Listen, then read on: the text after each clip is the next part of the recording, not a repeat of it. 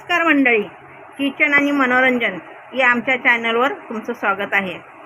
मी आज तुम्हाला सुक्या खोबऱ्यापासून बिस्किट कसे बनवायचे घरच्या घरी हे तुम्हाला दाखवणार आहे आणि त्या बिस्किटला लागणारं पूर्ण साहित्य दाखवणार आहे। हे पहा, मी 2 चुटकी नमक घेतलेलं आहे, म्हणजेच मीठ।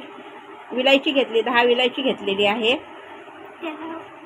10 विलायची घेऊन मी बारीक पूड केलेली आहे आणि नंतर अर्धा वाटी दूध घेतलेलं आहे, साखर घेतलेली आहे अर्धी वाटी, तूप घेतलं मी अर्धी वाटी, साजूक तूप आहे गावचं।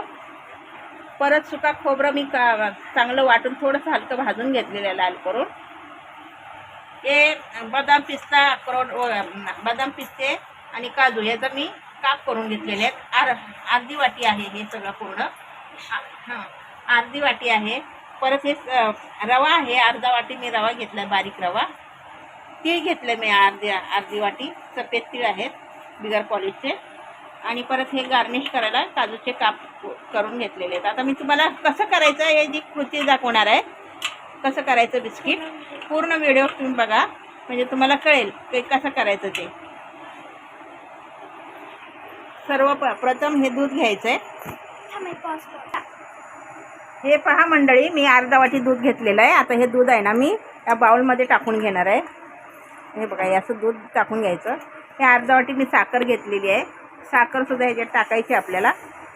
टाकून चांगलं मिक्स करायचं आहे। मिक्स करायचं, मिक्स झाल्याच्या नंतर याला आपल्याला साईडला ठेवायचं, मिक्स करून साईडला ठेवायचं।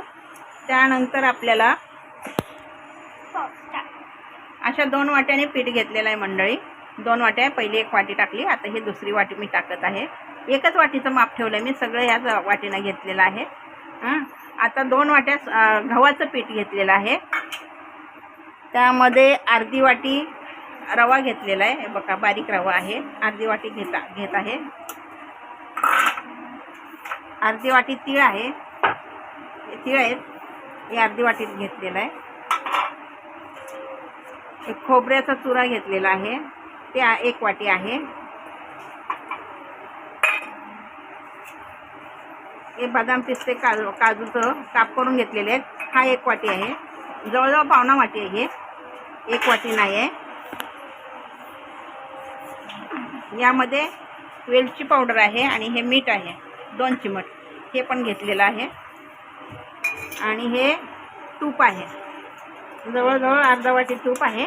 तूप अर्धा वाटीपेक्षा जास्त आहे तूप। ते सगळं टाकून आपल्याला मिक्स करायचं आहे मंडळी। हे बघा, हे सगळं मी टाकलेलं आहे। छान याचं मिक्स करून घ्यायचं आहे पूर्ण। याला पहिला हे मिक्स करून घ्यायचं, चांगलं मिक्स करून झाल्याच्या नंतर आपल्याला दूध टाकायचं आहे याच्यात।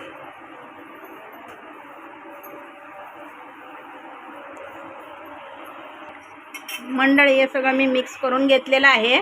हे बघा, हे असं पूर्ण असं मुटका तयार झाला पाहिजे। हे बघा, तुपामुळे असा मुटका तयार होतो। हे मी सगळं एकत्र मिक्स केलेलं आहे। हे बघा, हे छान मिक्स करून घ्यायचं। आणि आता काय करायचं, आपल्याला थोडं थोडं दूध टाकायचं। आपण साखर टाकून दूध करून वेगळं ठेवलेलं ना एका बाउलमध्ये। हे बघा, हे एका बाउलमध्ये आपण अर्धी वाटी साखर, अर्धी वाटी दूध, ते आपल्याला थोडं थोडं करून टाकायचं आहे आणि मिक्स करायचं आहे। अगदी थोडं थोडं टाकायचं आहे, जसं लागेल ना तसं तसं थोडं थोडं थोडं टाकून आपल्याला मिक्स करायचं आहे।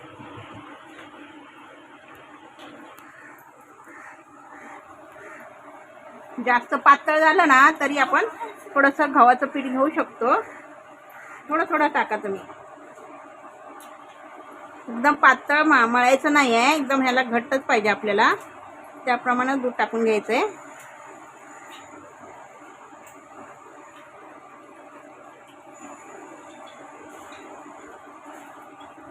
साखर विरघळलेली नाही आहे, लास्टला थोडीशी राहिलेली आहे, ते मी मिक्स करून घेते।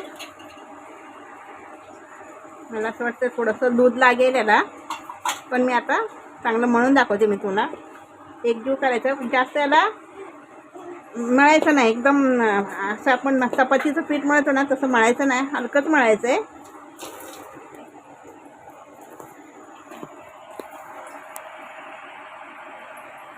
हे हलकं हलकं मळायचं आहे आपल्याला।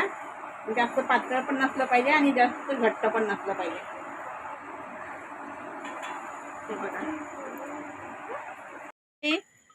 त्या पिठाचे 3 गोळे केले. 3 गोळे करून तुम्हाला असं लोड करायचं. असे लोड केलेले आहेत. हे बघा, 3 लोड झालेले आहेत त्याचे. तेवढ्या पिठाचे हे 3 लोड झालेले आहेत. आता आपल्याला एक एक लोड करून कापून घ्यायचं आहे. मी आता इथं ठेवते आणि आपल्याला एक एक लोड करून कापून घ्यायचं आहे.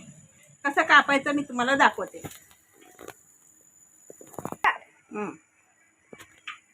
मंडळी, आता आपल्याला हे असं कापून घ्यायचं आहे. हे बघा, हे असं कापून घ्यायचं. हे असं पूर्ण लोड आपल्याला जास्त पातळ पण नाही आणि जास्त मोठे पण नाही. हे असं आपल्याला कापून घ्यायचं.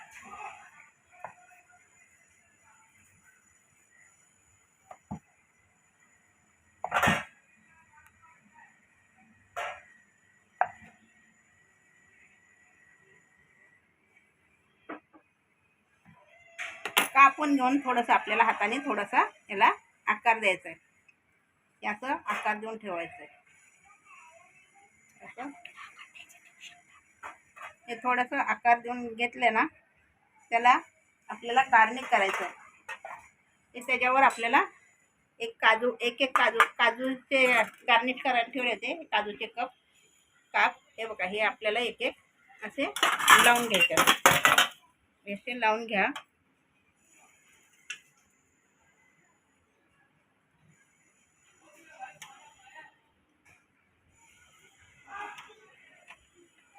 असे लावून घ्यायचे पूर्ण आपल्याला.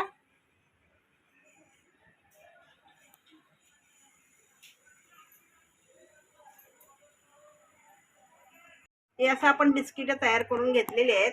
हे बघा, हे सगळे. आता आपल्याला जास्त तेल नाही सोडायचं आणि जास्त गरम नसलं पाहिजे. एकदम स्लो थंड तेलामध्ये, म्हणजे कमी याच्यामध्ये स्लो मध्ये आपल्याला बिस्किट सोडायचे. याचं सोडायचे, याला हलवायचं नाही. एकदा सोडलं ना हलवायचं नाही आणि उलटं सुद्धा करायचं नाही. एकदम लाल होईपर्यंत, गुलाबी होईपर्यंत आपल्याला याला शेकून घ्यायचंय.